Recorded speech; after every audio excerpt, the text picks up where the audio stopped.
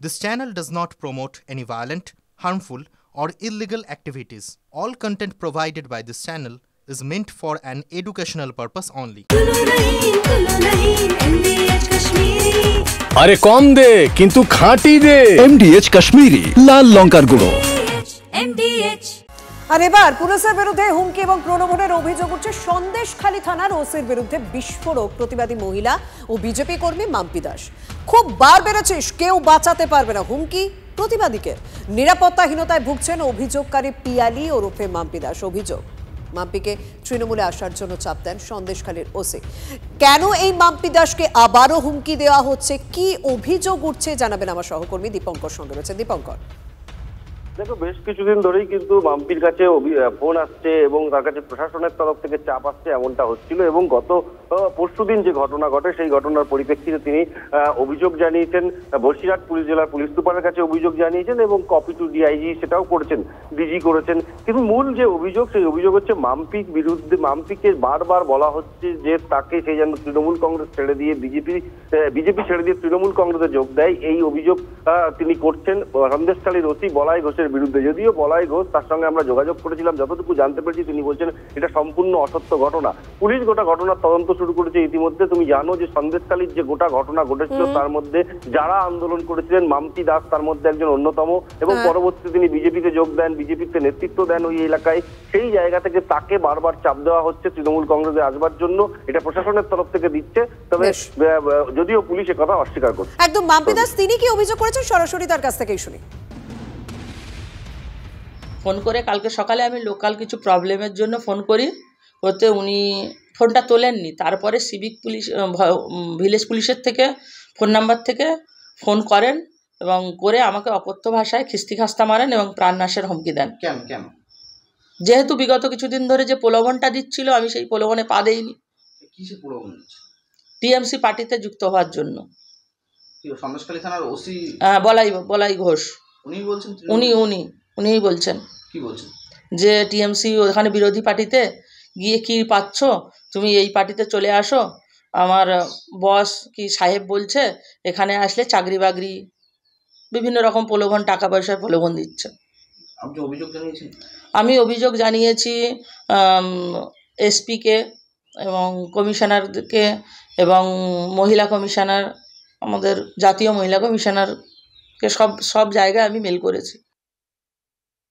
এগুলো হয় না এমনি, হয়তো এইটা আমার মনে হয় পিএলএ দাস মানে ইচ্ছাকৃত ভাবেই নিজের একটা ইমেজ তৈরি করার জন্যই করছে।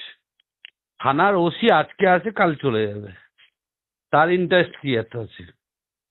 আমার মনে হয় যে বিজেপি যেহেতু ওখান থেকে অনেকেই আবার জয়েন করেছে, ফলে ওরা একটা আতঙ্কে ভুগছে, যেহেতু পুলিশকে কবজা করে কিছুটা হয়তো সাংগঠনিক শক্তি বাড়াতে চাইছে, অন্য কিছু না। বলে মাননীয় মহিলা একজন জয়েন করেছেন, তিনি তৃণমূলেরই লোক। তার স্বামী ওখানে মুরগির মাংস কাটার দোকান করেন সরকারি জায়গায়, তাকে দিয়ে জয়েন করিয়ে বলা হয়েছে বিজেপি। মাম্পিরা কেউ পরিচিত নন, যারা সন্দেশখালী আন্দোলনের নেত্রীরা যোগ দেননি, তাই ওসি খুব অসম্মানিত হয়েছেন। তাই খুব কায়দা করে তিনি ভিলেজ পুলিশের ফোন থেকে উনি রীতিমতো ধমকেছেন। আমি কলেজ স্ক্রিনশট দিয়ে, নাম্বার তো দিতে পারি না, ওটাকে ইরেজ করে আমি মাম্পি স্টেটমেন্ট দিয়ে সোশ্যাল মিডিয়াতে। দেখুন, রাজ্যে তো বর্ষা এসে গিয়েছে এবং যে সমস্ত জায়গায় নদী ভাঙনের সমস্যা রয়েছে সেখানে নতুন করে আবার আতঙ্ক দেখা দিয়েছে। কারণ শিলাবতী নদী, সেখানেও নদী বাঁধে বিশাল ভাঙন দেখা দিয়েছে। যে কোনো মুহূর্তে ভেঙে পড়তে পারে শিলাবতী নদীর বাঁধ। নদীর বাঁধ বাজাতে মরিয়া গ্রামের মানুষ। প্রশাসনের দ্রুত হস্তক্ষেপের দাবি করছেন গ্রামের মানুষ। তাদের অভিযোগ, বাঁধটি আগের বন্যায় ক্ষতি হয়েছিল, তারা দ্রুত বাঁধ মেরামতির দাবি জানিয়েছিলেন, কিন্তু পরিস্থিতির কোনো বদল হয়নি। ফের বর্ষায় বাঁধে ভাঙন পরিস্থিতি চিন্তায় ফেলেছে গ্রামের মানুষকে। আর বর্ষার এলেই আমাদের নজর আরামবাগের দিকেও থাকে, কারণ নদীর জল বাড়তে কিন্তু সেখানে বিপত্তি দেখা দেয়। জলের তোরে ভেঙে ভেসে গেল মুন্ডেশ্বরী নদীর উপর বাঁশের সেতু। আরামবাগের কেশবপুরের ঘটনা, প্রতিদিন হাজার হাজার মানুষের যাতায়াত রয়েছে, সেতু ভেঙে সেখানে মাথায় হাত মানুষের। নদী পারাপারে নৌকোই ভরসা, কবে ঠিক হবে বাঁশের সেতু প্রশাসনিক জানে, কারণ কোনো উত্তর তারা পাচ্ছে না। মাথা দিয়ে সব করেছে, সব মোটরসাইকেলের চাল খাচ্ছে, মানুষ গেলে ভয় লাগছে। মানে অনেকেই ঝুঁকি নিয়ে পারাপার করছে। হ্যাঁ, ঝুঁকি নিয়ে পার। তাই নিচু হ্যাট ছিল, কিছু পানা এসে আটকে গেল, আর জলটা খুব তৈরি ঘরেই বেড়েছে। 7টা থেকে 10টা, 10:30টার মধ্যে জলটা ব্রিজের উপর দিয়ে যাচ্ছে। অল্প জল বাড়তেই ব্রিজ ভেঙে গেল। কারণ কি ব্রিজ সেভাবে মজবুত করে করা হয়নি। মজবুত খুব থাকে না ব্রিজ, লং ব্রিজ তো। দুদিনের বৃষ্টিতে এদিকে গন্ধেশ্বরী নদীর উপর থাকা মানকানালি সেতু বন্ধ হয়ে গিয়েছে, যাতায়াতও বন্ধ। স্বাভাবিকভাবে বিচ্ছিন্ন হয়ে পড়েছে মানকানালি গ্রাম পঞ্চায়েতের বিস্তীর্ণ এলাকা।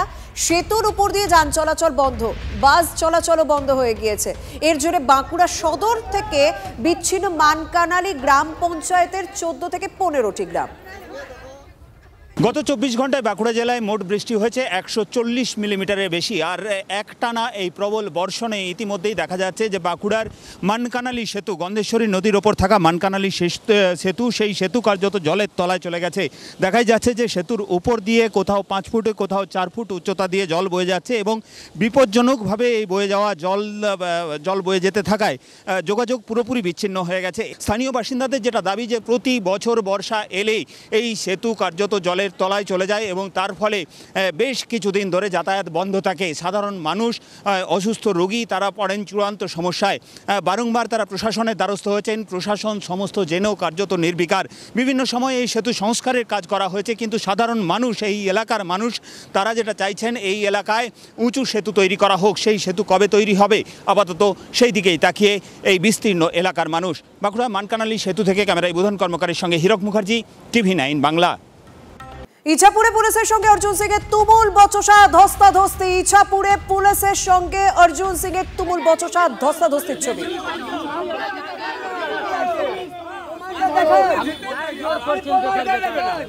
ইছাপুরে সেই ছবি দেখতে পাচ্ছি যখন পুলিশের সঙ্গে রীতিমতো বচসা হচ্ছে অর্জুন সিং এর। বিশাল পুলিশ রয়েছে সেখানে।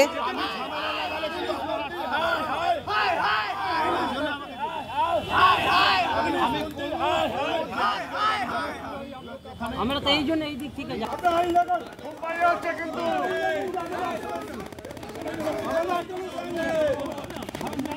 MDH চানা মশলা। এখন ছোলা হোক বা বরবটি দানা, সাদা চানা হোক বা কালো, সব রান্নাই হবে অসাধারণ।